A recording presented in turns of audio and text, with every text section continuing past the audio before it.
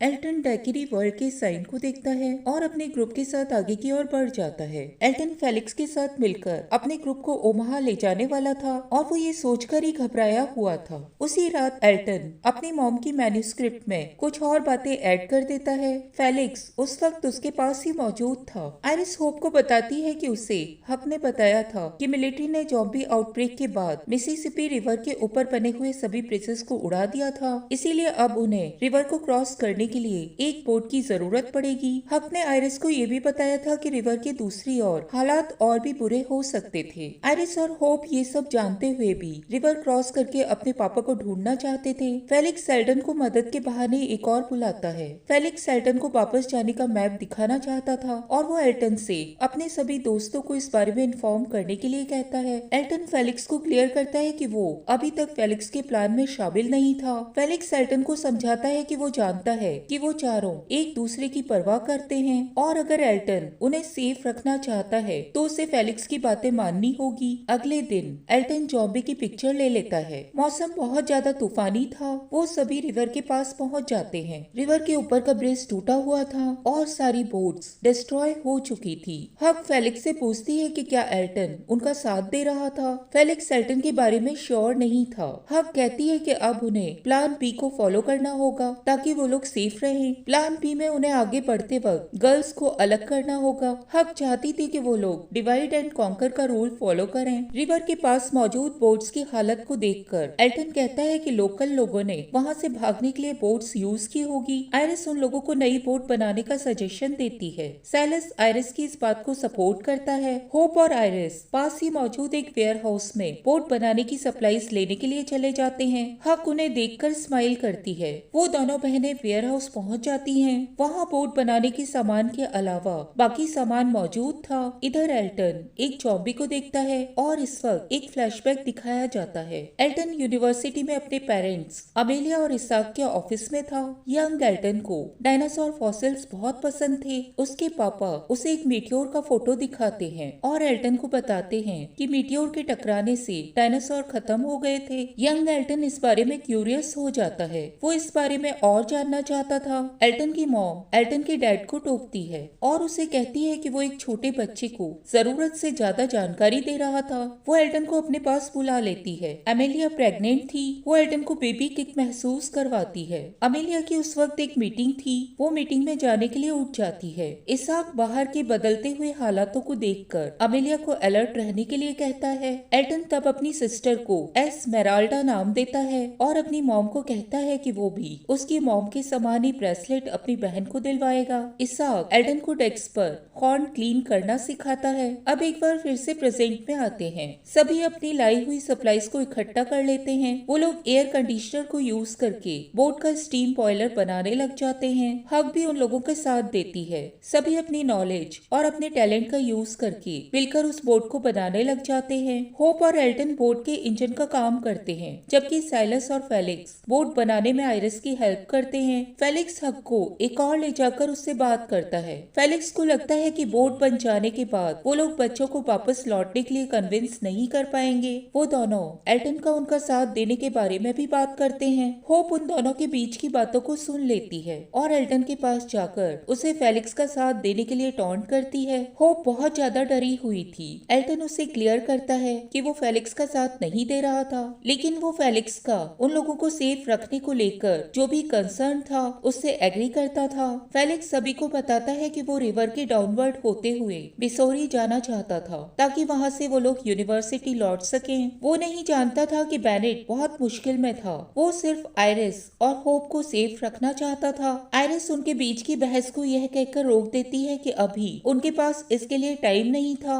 बाद में होप हक से कहती है कि वो बिलीव नहीं कर पा रही थी कि फेलिक्स उन लोगों के अगेंस्ट सोच रहा था। वो हक से पूछती है कि वो किसका साथ दे रही थी। हक होप को बताती है कि अभी तक तो वो फेलिक्स के साथ थी, पर अब वो कंफ्यूज हो गई थी। हक होप को कहती है कि वो लोग उस वक्त कुछ बड़ा कर रहे थे जो कि उन्हें पहले से ज्यादा स्ट्रॉन्गर बनाएगा। हक बताती है कि ज़ॉम्बी आउटब्रेक के समय वो लोगों को रिवर में एक राफ्ट के ऊपर मिली थी और उसकी एक बांह टूटी हुई थी। उस वक्त हक लगभग मरी हुई हालत में थी। किसी तरह वो सरवाइव कर पाई थी, जिसके कारण उसे लोग हक बुलाने लगे थे। वो बहुत मुश्किल समय समय बिता रही थी, तब ओमाहा सिक्योरिटी के लोगों ने उसे ढूंढ लिया था। वो ओमाहा में अच्छे से सरवाइव कर गई थी। होप हक की स्टोरी को सुनकर अपने किए गए व्यवहार के लिए उससे माफी मांगती है। तभी फेलिक्स वहाँ पर आ जाता है। वो होप से बात करना चाहता था। होप फेलिक्स से ज्यादा अपने आप से नाराज थी। उसे लगता था कि फेलिक्स उनका फैमिली मेंबर है, यानी कि उसके लिए एक भाई के समान है। लेकिन होप को अफसोस होता है कि फेलिक्स कभी भी उन दोनों का भाई नहीं बन पाया था।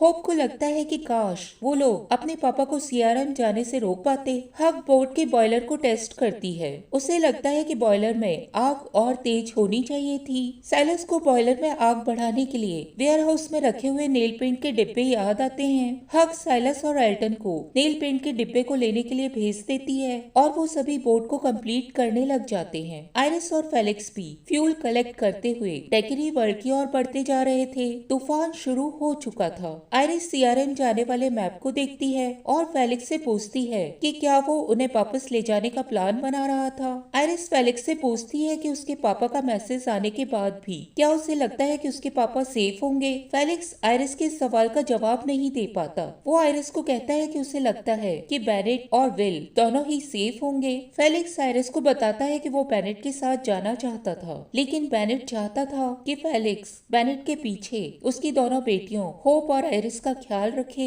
इसीलिए वो फेलिक्स की जगह विल को अपने साथ ले गया था। फेलिक्स उस वक्त उन दोनों को सेफ रखना चाहता था क्योंकि वही उसकी ड्यूटी थी। तभी बिजली कड़कने लग जाती है और बिल्डिंग पर गिर जाती है। जॉम्बी इस बिल्डिंग से बाहर आने लग जाते हैं। इधर साइलस और एल्टन नेल पेंट के डिब्बे लेने के लिए वेयर हाउस पहुँच जाते हैं। एल्टन बकेट में नेल पेंट डाल लेता है। एल्टन बहुत ज्यादा घबराया हुआ था। वो कह रहा था कि वो मरने से नहीं डरता। एक फ्लैशबैक दिखाया जाता है। इसाक घर लौटने के लिए सेफ वे ढूंढने जाने लगता है। इसाक एल्टन को अपने लौट कर आने तक एक बॉक्स में बंद कर देता है। वो एल्टन को डरने से मना करता है और उसे सेफ्टी के लिए एक हॉर्न पकड़ा देता है। एल्टन को बाहर से आती हुई गोलियों की और चिल्लाने की आवाजें सुनाई दे रही थी। इसाक बॉक्स बंद करके चला जाता है। अब एक बार फिर से प्रेजेंट में आते हैं। होप और हक बोट के इंजन को बना रहे थे। तूफान तेजी से उन लोगों के नजदीक आता जा रहा था। होप को साइलस और एल्टन की चिंता होने लग जाती है। तभी इंजन स्टार्ट हो जाता है। एल्टन और साइलस नेल पेंट के डिब्बे लेकर लौटने लग जाते हैं। तभी उनके पीछे लाइटनिंग होती है। एल्टन ठोकर खाकर गिर जाता है। उसके हाथ से नेल पेंट का डिब्बा गिर जाता है। एल्टन साइलस को समझाता है कि उसने ये जानबूझकर नहीं किया था और वो उन लोगों का साथ दे रहा था। साइलस उसे उठाता है और वो दोनों बोट के पास आ जाते हैं। वो नेल पेंट बॉयलर में डाल देते हैं। इंजन तेज हो जाता है, लेकिन तभी इंजन की ड्राइव बेल्ट लूज हो जाती है। उस ड्राइव बेल्ट को बोट के नीचे से जाकर एल्टन ही ठीक कर सकता था क्योंकि वो दुबला पतला था। वो लोग दूर से जॉम्बीज को अपनी ओर आते हुए देखते हैं। फेलिक्स जॉम्बीज को रोकने के लिए फिशिंग लाइन से एक नेट बना देता है। एल्टन क्लोस्ट्रोफोबिक होने के कारण बोट के नीचे जाने से मना कर देता है। उसे अपना बॉक्स में बंद होना याद आ जाता है। आयरिस एल्टन को मोटिवेट करती है कि वो ये कर सकता था। एल्टन बोट के नीचे ड्राइव बेल्ट को ठीक करने चला जाता है। वो आगे बढ़ता जा रहा था और अपने डर को मिटाने के लिए प्लैनेट्स के नाम लेता जा रहा था। एल्टन ड्राइव बेल्ट तक पहुंच जाता है और उसे फिक्स कर देता है। बोट का इंजन स्टार्ट हो जाता है।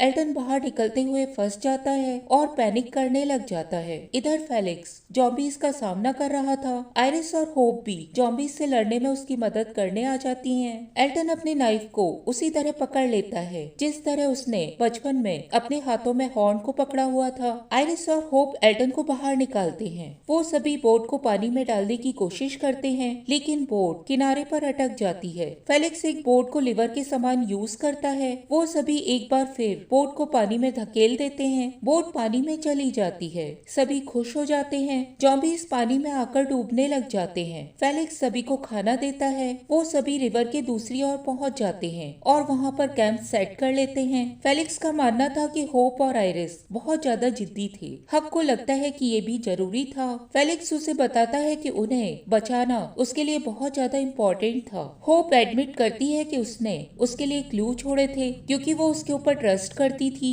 और वो खुश थी कि वो उस वक्त उनके पास था। हक फेलिक्स को कहती है कि वो दोनों बहनें सेफ हैं और उन्हें लियो और विल को ढूंढकर उन्हें बचाना होगा। हक फेलिक्स को सजेस्ट करती है कि उन्हें एक स्काउट की जरूरत होगी जो कि उन्हें आगे डायरेक्ट कर सके। हक उन लोगों को स्काउट करने के लिए तैयार हो जाती है क्योंकि उसे उस एरिया की थोड़ी बहुत जानकारी थी और वो उन्हें 48 घंटे में लौट कर आने का वादा करके आसपास के इंटेल को लेने के लिए चली जाती है। रात में एल्टन अपनी मॉम की मैन्युस्क्रिप्ट लिखने लग जाता है। वो यूनिवर्सिटी के दिनों के बारे में सोचता है। वो अपने पेरेंट्स के साथ की अपनी लास्ट हैप्पी मेमोरी को याद करता है और उसे याद करके वो रोने लग जाता है। फिर वो एक बार फिर से लिखने लग जाता है। अगले सीन में एल्टन को बॉक्स में दिखाया जाता है। उसे सोल्जर्स की आवाज आ रही थी कि वहाँ सब कुछ क्लियर था। वो धीरे से बॉक्स से बाहर निकल जाता है। उसके पापा बाहर थे।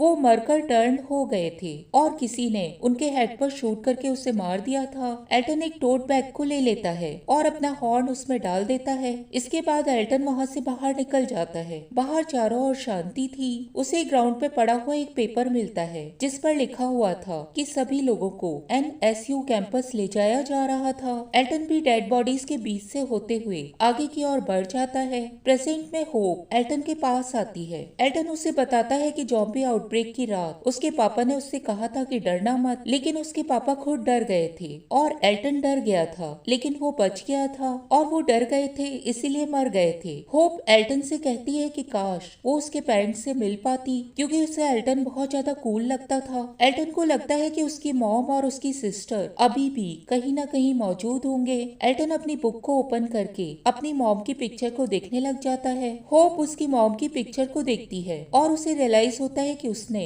ज़ॉम्बी आउटब्रेक की रात एल्टन की मॉम को शूट किया था। इधर आयरस को पास से कोई आवाज आती है। उसे लगता है कि वहाँ पर ज़ॉम्बी होगा। वो उसे मारने के लिए उठ जाती है। हम लोगों को एक आदमी दिखाया जाता है जो कि डंडा लिए हुए खड़ा हुआ था।